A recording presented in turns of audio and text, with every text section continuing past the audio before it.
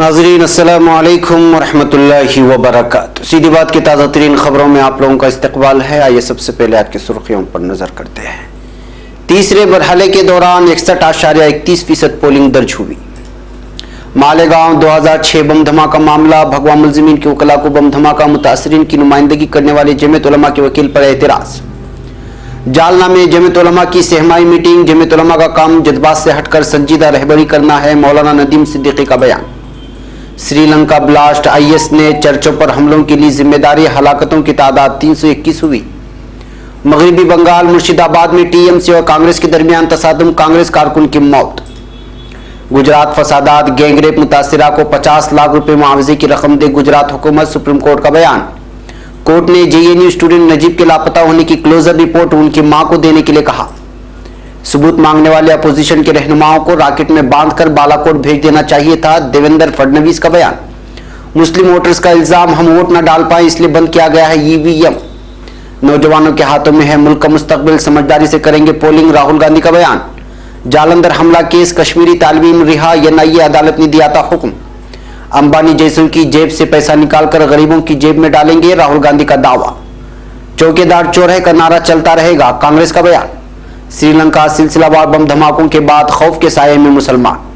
अहम खबर, म्यांमार में कान के करीब मलबे के ढेर में दबकर 90 अफराद हलाक। इसराइली अदालत कानून का फैसला, HRW के मंदूब का लाइसेंस मुअत्तल। फिलिपाइन, हलाकतों की तादाद 11 तक पहुंच गई। इमारात में डाक के एक दफ्तर से लीक होने वाली तस्वीर पर शेख मोहम्मद बिन राशिम बरहम। तुर्की अपोजिशन लीडर पर धावे के बाद वजीर दाखिला की बतरफी का मुतालबा। तुर्की ऐसी धुनस के खिलाफ हैं, मेवलूद चावशओग्लू का बयान। यौम अतफाल के मौके पर सदर एर्दोगान ने कुर्सी सदारत औजान के हवाले कर दी।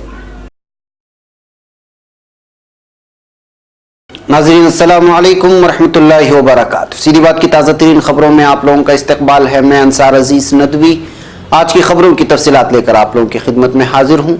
नाज़रीन, तफसीलात में जाने से पहले आप लोगों से अर्ज कर लूँ कि जिन लोगों ने हमारे चैनल को सब्सक्राइब नहीं किया है वो सब्सक्राइब कर लें। और आज का प्राइम टाइम शाये हो चुका है। पाकिस्तान के कराची से एक अफसोसनाक खबर मिली हुई है कि एक 26 साला खातून के साथ डॉक्टरों ने जिना बिल जब्र किया है। और इसके अलावा दीगर 2-3 खबरों को पेश करने की कोशिश की है जो अहम तरीन है। जरूर सुने, दूसरों तक पहुंचाए, हमारे चैनल को सब्सक्राइब करें। वह कैफ नाज़रीन, चलिए चलते हैं आज की खबरों की तफसीलात की जानी। पहली खबर नई दिल्ली से। लोकसभा इंतखाबात के तीसरे मरहले के लिए कुल 61.31% पोलिंग आज दर्ज की गई है। इस मरहले में 13 रियासतों और 2 मरकज के जेर इंतजाम रियासतों में 117 लोकसभा सीटों के लिए वोट डाले गए, जिसमें सबसे पहले आसाम में 74.5% वोटिंग हुई है, तो बिहार में 54.95% पोलिंग हुई है। इसी तरह छत्तीसगढ़ में 64.3%, तो दादरा एंड नागर हवेली में 71.43%। इसी तरह दमन और DIU में 56.34%, गोवा में 70.96%, गुजरात में 58.81%, जम्मू एंड कश्मीर में 12.46%, यानी कि बहुत ही कम वोटिंग और पोलिंग हुई है जम्मू कश्मीर में। कर्नाटका में 60.87% और केरला में 68.62%, महाराष्ट्र में 55.5%, तो उड़ीसा में 57.84%, त्रिपुरा में 71.13% हुई है, और उत्तर प्रदेश में 56.36% और वेस्ट बंगाल में 78.94% वोटिंग हुई है।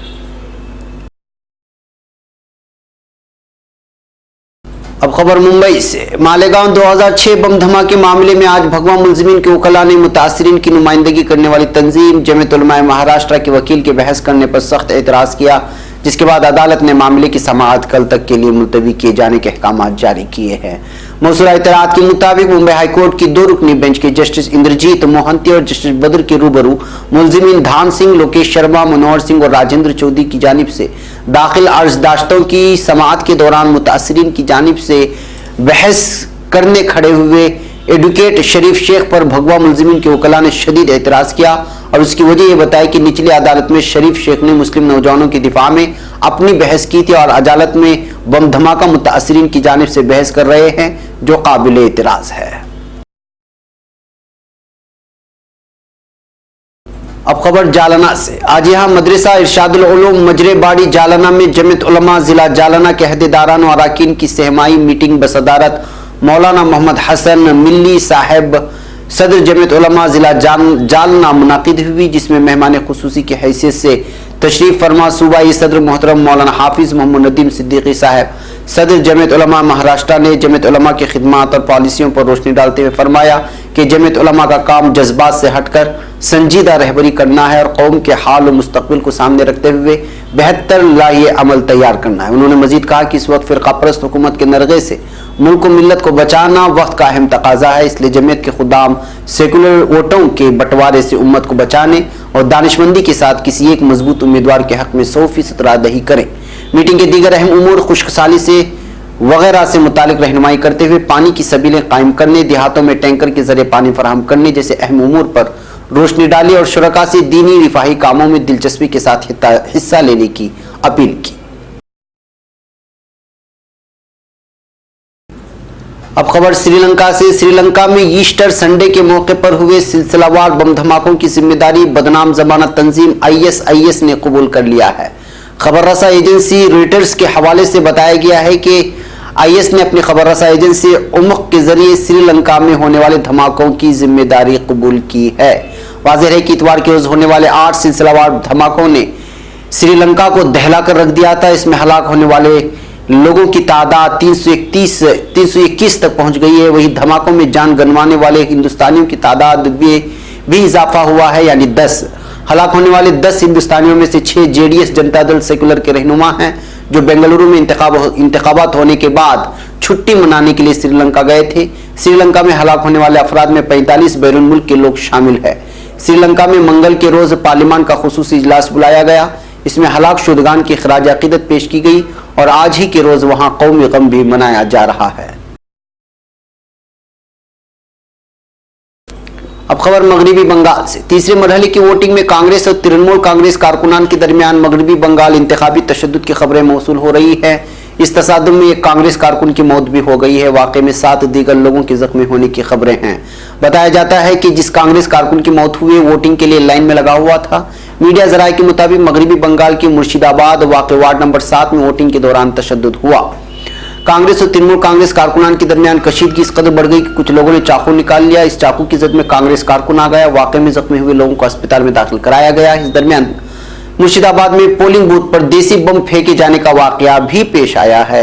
इस पूरे मामले में जिला मजिस्ट्रेट ने जांच का हुक्म दे दिया है। अब खबर नई दिल्ली से। सुप्रीम कोर्ट ने गुजरात हुकूमत को हिदायत दी है कि साल 2002 के गुजरात फसादात के दौरान गैंग रेप का शिकार होने वाली बिल्किस बानो को 2 हफ्ते के अंदर 50 लाख रुपए का मुआवजा दे दे। इंडियन एक्सप्रेस की खबर के मुताबिक अदालत ने मुआवजे के अलावा बिल्किस बानो को सरकारी नौकरी और सरकारी रिहाइश मुहैया कराने की भी हिदायत दी है। वाज़ेह हो कि गुजरात के गोधरा में ट्रेन जलाने के हादसे के बाद हुए तशद्दुद से भागने के दौरान 3 मार्च 2002 को राधिकापुर गांव में हामिला बिल्किस बानो के साथ गैंगरेप किया गया था। इस दौरान उनकी फैमिली के 14 मेंबरों का कत्ल भी कर दिया गया था।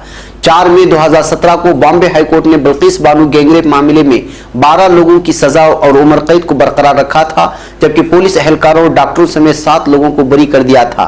इससे पहले 21 जनवरी 2008 को ट्रायल कोर्ट ने 11 लोगों को उम्र कैद की सजा सुनाते हुए 5 पुलिस अफसरों और 2 सरकारी डॉक्टरों को शक का फायदा देते हुए बरी कर दिया। गुज़िश्ता महीने सुप्रीम कोर्ट ने रियासती हुकूमत से इन पुलिस एहलकारों के खिलाफ डिसिप्लिनरी एक्शन को पूरा करने को कहा था, जिनको बॉम्बे हाईकोर्ट ने मुजरिम करार दिया था। इससे पहले बानो रियासती हुकूमत के जरिए दिए जा रहे 5 लाख रुपए के मुआवजे से इनकार कर चुकी हैं।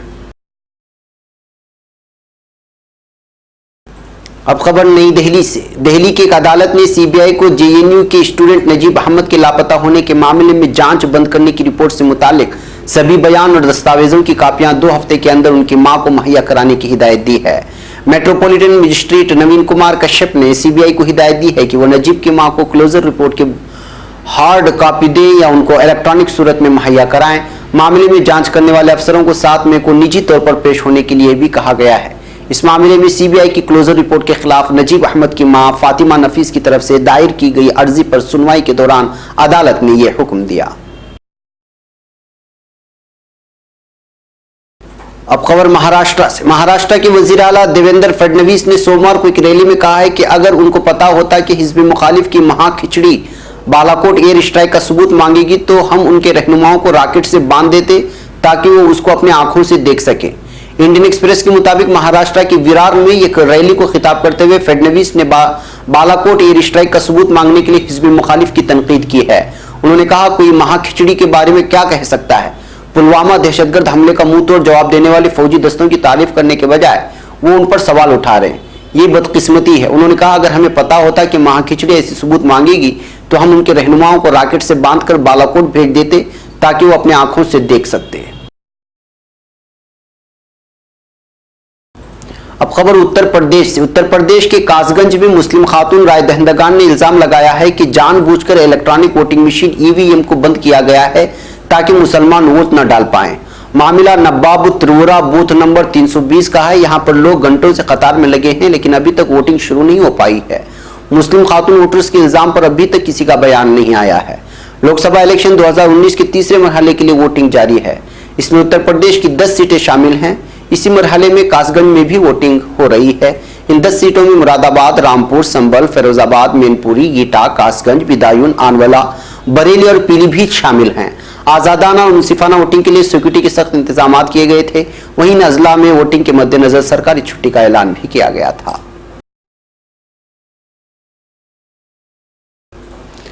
अब खबर नई दिल्ली से। लोकसभा इंतखाबात के पेश नजर तीसरे मरहले की पोलिंग जारी है और इस दरमियान कांग्रेस सदर राहुल गांधी ने एक ट्वीट कर नौजवानों को अपना हक राय रही इस्तेमाल करने की तरगीब दिलाई और कहा कि मुल्क का मुस्तकबल इन्हीं के हाथों में है। राहुल गांधी ने इस ताल्लुक से एक ट्वीट किया है जिसमें उन्होंने लिखा है कि नौजवान राय दहिंदगान को समझदारी से वोटिंग करना चाहिए क्योंकि मुल्क को सही सिमत और रफ्तार अता करने में उनका किरदार काफी अहम है।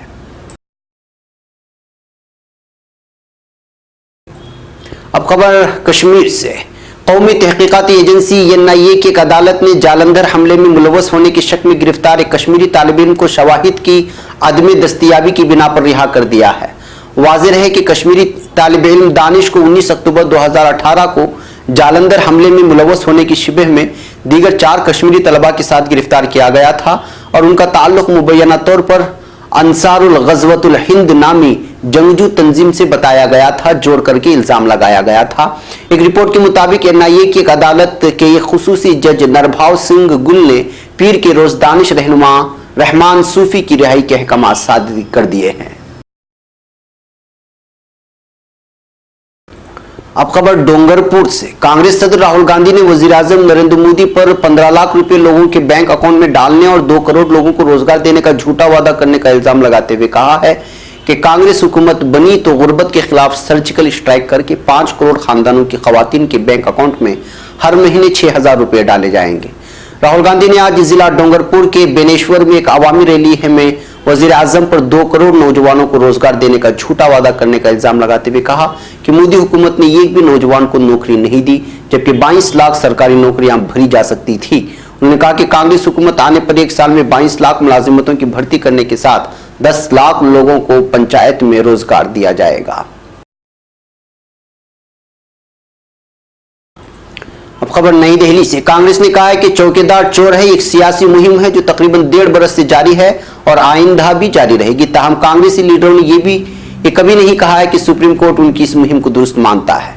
कांग्रेस तर्जुमान अभिषेक मनु सिंघवी ने पार्टी हेडक्वार्टर में नामानिकारों से कहा कि यह नारा 1.5 साल से ज्यादा पुराना है और कांग्रेस सदर राहुल गांधी और पार्टी के दीगर रहनुमा मुसलसल इसका इस्तेमाल कर रहे हैं। इस सिलसिले में राहुल गांधी ने सुप्रीम कोर्ट को वजाहत दी कि उनका इरादा यह कहना कभी नहीं रहा है कि अदालत ने भी कहा है कि चौकीदार चोर है। उन्होंने कहा कि कांग्रेसी रहनुमाओं के लिए नारा नया नहीं है बल्कि काफी पुराना है। ये पूरी तरह से सियासी मुहिम है और पार्टी की सियासी मुहिम आइंदा भी जारी रहेगी। अब खबर श्रीलंका से। श्रीलंका में ईस्टर संडे के मौके पर हुए दहशतगर्दाना हमलों में हलाक होने वालों की तादाद बढ़कर 310 हो गई है बल्कि उससे भी तजावुज कर गई है जबकि 500 से ज्यादा अफराद जख्मी हुए हैं। श्रीलंका की हुकूमत ने इम्कान जाहिर किया है कि हमलों में एक मकामी शिद्दत पसंद तंजीम नेशनल तौहीद जमात का हाथ हो सकता है, लेकिन सवाल ये भी खड़े हो रहे हैं कि गैर मारूफ तंजीम इतने मुनज़्ज़म हमलों को कैसे अंजाम दे सकती है। बहरहाल बगैर किसी जांच के इब्तिदाई तौर पर ही किसी गैर मुअर्रिफ मुबैना मुस्लिम तंजीम को हमलों के लिए मुरीद इल्जाम ठहराने की वजह से श्रीलंका के मुसलमान खौफ के साए में जिंदगी गुजारने को मजबूर हैं। श्रीलंकाई पुलिस ने बताया कि दारुल हुकूमत कोलंबो में एक लावारिस गाड़ी से बरामद बम को नाकारा करते वक्त पीर की शाम कोच्चिकड्डे इलाके में हल्का धमाका हुआ, ताहम इस धमाके में कोई जख्मी नहीं हुआ। सदर मैत्री पाला सरिसेना ने शहरियों की हिफाजत, जरूरी सामान और खिदमात को बहाल करने के लिए पीर आधी रात से मुल्क में इमरजेंसी का ऐलान किया है। न्यूज 18 से बात करते हुए श्रीलंका मुस्लिम काउंसिल के रुकन हलीम अहमद ने कहा है कि हमारा एतमाद डगमगा गया है। मुसलमान किसी भी तरह की तशद्दुद की हिमायत नहीं करते, यहाँ तक कि जब उन्हें शिमाली इलाके से कुधेड़ा गया और उन्होंने तमाम तर परेशानियों का सामना किया, उसके बावजूद उन्होंने तशद्दुद का सहारा नहीं लिया। अब कई सालों बाद इस तरह का पुरतशद्दुद वाक़या पेश आया है। हमें मुस्लिम तबके में एतमाद बहाली की हर मुमकिन कोशिश करनी चाहिए। हलीम अहमद का कहना था कि मुसलमान इस खौफ में है कि सिलसिलावार बम धमाकों के बाद उनके खिलाफ तशद्दुद न शुरू हो जाए। उन्होंने ये भी कहा, 3 साल पहले ही मैंने इस तंजीम के बारे में श्रीलंकाई हुकूमत को बताया था, इसलिए नहीं कि मुझे किसी वाक़े की मालूमात थी, बल्कि इसलिए कि तमाम सोशल मीडिया साइटों पर यह तंजीम तनाव का माहौल पैदा करने की कोशिश कर रही थी। हालांकि जिस सतह की तशद्दुद की गई है उसकी तवक्को इस तंजीम से कभी नहीं की जा सकती थी। अहमद का कहना है कि 30 सालों के तवील तजुर्बे के बाद भी कभी लट्टे यानी LTTE इस तरह के किसी वाक़े को अंजाम नहीं दे पाई, फिर इतनी छोटी सी तंजीम ने ये सब कैसे कर दिया। नाम जाहिर न करने की शर्त पर एक दूसरे शख्स ने बताया, हम लोग डरे हुए हैं और इस वक्त सिर्फ दुआ ही करते हैं। गुज़श्ता 1 दहाई से यहाँ अमन कायम है, हम लोग अब फिर से उसी तरह की तशद्दुद नहीं चाहते। वाज़ेह है कि 1 दहाई पहले तक श्रीलंका में बुद्ध मत और हिंदू तमिलों के दरमियान तनाव की सूरत हाल थी। इस खाना जंगी में तकरीबन 1 लाख लोग मारे गए थे। साबिक वज़ीर आज़म महिंद्रा राजपक्षे ने 2009 में LTTE के खत्म होने का ऐलान कर दिया था, लेकिन तब से अभी तक हालात मामूल पर नहीं हैं। गुज़श्ता साल फरवरी में श्रीलंका में मुस्लिम मुखालिफ फसादात भी हुए थे। उस वक्त मस्जिदों पर हमले किए गए थे और जवाब में बुद्ध मंदिरों और सहनियों पर हमले हुए थे।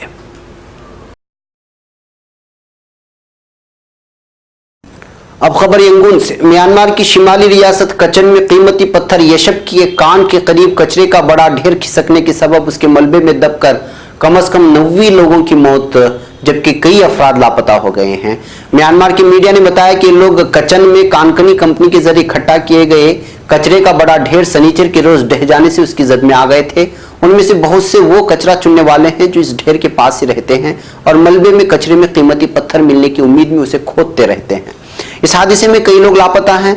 कचन रियासत में दुनिया की कुछ सबसे बेहतरीन यशप पत्थर की कानकनी होती है। म्यांमार रेड क्रॉस, फौज, पुलिस और मकामी बरादरी राहत और बचाव के काम में मसरूफ हैं। लोगों की लाशें जमीन खोदकर निकालनी पड़ रही है। सरकारी रोजनामा Global New Light of Myanmar ने बताया कि हादसे के वक्त नजदीक की झग्गियों में सो रहे कई लोग भी इसकी जद में आ गए हैं। अब ये नहीं पता चल सका है कि कचरों का यह ढेर कैसे अचानक बैठ गया था।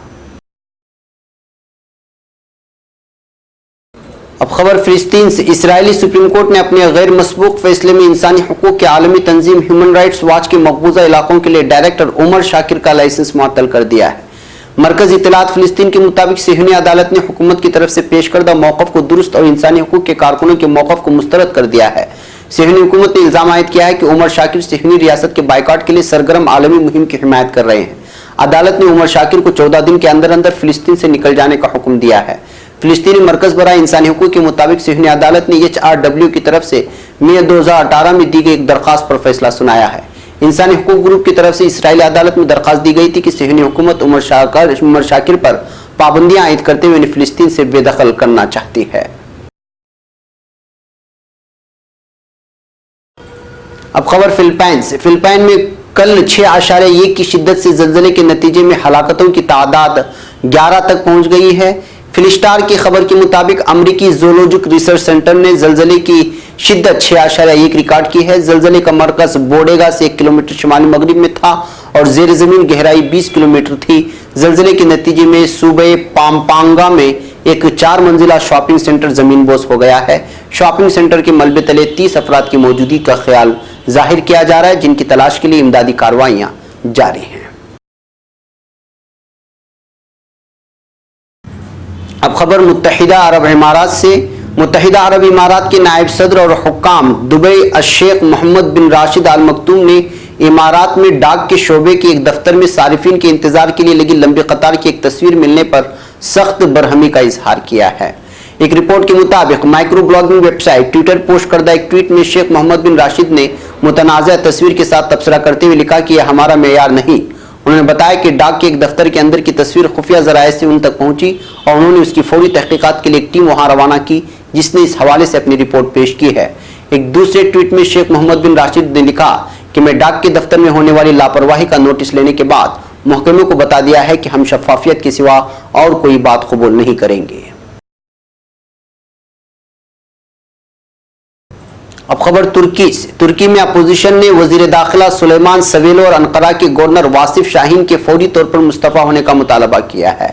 तुर्क अखबार सोजजू के मुताबिक ये मुतालबा डेमोक्रेटिक पीपल्स पार्टी के सरबराह कमाल कलेचदार ने वोलों पर होने वाले हमले के खिलाफ एहतिजाजन सामने आया है। तुर्क अपोजिशन ने मुतालबा भी किया है कि वजीर दिफा खलूसी आकार उन मुजाहिरीन के लिए कहे गए अपने अल्फाज की वजाहत करें जो उस घर के गिर्द जमा हो गए थे जिसमें 70 साल कलीचदार वोलों ने पनाह ले रखी थी। मुजाहिरीन ने इस घर को मुनहदिम करने का मुतालबा किया, जबकि आकार ने उन्हें मुखातब करते हुए कहा कि आप लोगों ने अपना पैगाम पहुंचा दिया है। कलीचदार वोलो तुर्क अपोजिशन की जमात डेमोक्रेटिक पीपल्स पार्टी के सरबराह हैं। अब खबर तुर्की से। तुर्की के वजीर खारिजा मेवलूद चावुशोगलू ने ईरान से पेट्रोल दरामद करने वाले 8 ममालिक को आयद पाबंदियों से माफ रखने की सहूलत में तोसी न करने से मुतालिक अमरीकी बयान के जवाब में कहा है कि तुर्की पहले दिन से वाज़ेह और दो टोक शक्ल में कहता चला आ रहा है कि पाबंदियां दुरुस्त नहीं हैं। चावुशोगलू ने कल वजारत खारिजा की सरकारी रिहाइशगाह पर ताजिकिस्तान के वजीर खारिजा सिराजुद्दीन मेहरुद्दीन के साथ मुश्तरका प्रेस कॉन्फ्रेंस से खिताब में उन्होंने कहा कि हम ये समझाने की कोशिश कर रहे हैं कि पाबंदियां ईरानी आवाम के लिए ही नुकसानदा नहीं बल्कि इलाकाई इस्तेहकाम और सलामती के लिए भी निहायत खतरनाक हैं। पाबंदियों के किसके हक में होने का जिक्र करते हुए चावुशोगलू ने कहा है कि इन पाबंदियों के जरिए अमेरिका इसराइल के ताउन से ईरान के साथ दुश्मनी करेगा और दूसरी तरफ अपने हामियों के पेट्रोल के फरोख्त में इजाफा करेगा। उन्होंने कहा है कि अफसोस से कहना पड़ता है कि दुनिया में मौजूदा दौर से पहले ऐसा नुक्ता नजर कभी नहीं देखा गया था। हम पहले दिन से ही कह रहे हैं तुर्की इस नौयत के इक़दाम के और ऐसी धोनस के खिलाफ है। एक और खबर तुर्की से। तुर्की के सदर रजब तैयब एर्दोगान ने 23 अप्रैल की तकरीबात के दायरे कार में अपनी कुर्सी सदारत को कवाई मिल्ली मिडिल स्कूल की 6ठी जमात के तालिब इल्म औजान सोजे यातारवोलो के हवाले किया। सदर रजब तैयब एर्दोगान ने सदारती सोशल कॉम्प्लेक्स में वजीर तालीम जिया सल्जोक और उनके हमरा बच्चों के वफ्द के साथ मुलाकात की। बच्चों से मुखातब होकर उन्होंने कहा कि आप हमारे मुस्तकबिल की जमानत हैं और मैं आप सबको 23 अप्रैल कौमी खुद मुख्तारी और यौम अतफाल के त्यौहार की मुबारकबाद पेश करता हूँ। उन्होंने कहा कि उस दिन के वसीले से मैं पूरी दुनिया के बच्चों को कल्बी मोहब्बत पेश करता हूँ। सदर एर्दोगान ने कहा कि गाजी मुस्तफ़ा कमाल समेत इस हुकूमत के क़याम में और यहाँ तक पहुँचाने में जितने भी लोगों की मेहनत का दखल है मैं उन सब का शुक्रगुजार हूँ और अपने गाजियों के लिए सेहतमंद तवील उम्र का मुतमन्नी हूँ। उन्होंने कहा कि मुझे पूरा यकीन है कि आज के तालिब इल्म कल अपने जोश जज्बे और अनथक मेहनत से इस मुल्क को तरक्की की नई मंजिलों से रोशनास कराएंगे। उन्होंने ये भी कहा कि आपके हाथों में मुल्क दुनिया में उस मकाम तक पहुँचेगा जिसका यह हकदार है। कभी भी नाउम्मीद न हो और ना ही अपने जोश जज्बे को मुद्दम पड़ने की इजाजत दें। सदर एर्दोगान ने बच्चों से मुखातब होकर कहा कि अपने ख्यालों और उम्मीदों के रास्ते में आने वाली हर रुकावट को अबूर करते चले जाएं और कभी मत भूलें कि आप फुतुहात से भरी हुई 2200 साल तारीख रखने वाली मिल्लत की औलाद हैं। मैं एक दफ़ा फिर आपको 23 अप्रैल कौमी खुद मुख्तारी और यौम अतफाल की मुबारकबादी पेश करता हूँ। नाज़रीन, ये थी आज की ताज़ा तरीन खबरें। अगली ताज़ा तरीन खबरों के साथ फिर आपसे मुलाकात होगी। हमारी पूरी टीम को यहाँ पर इजाज़त दें। अस्सलामु अलैकुम व रहमतुल्लाहि व बरकातुहू।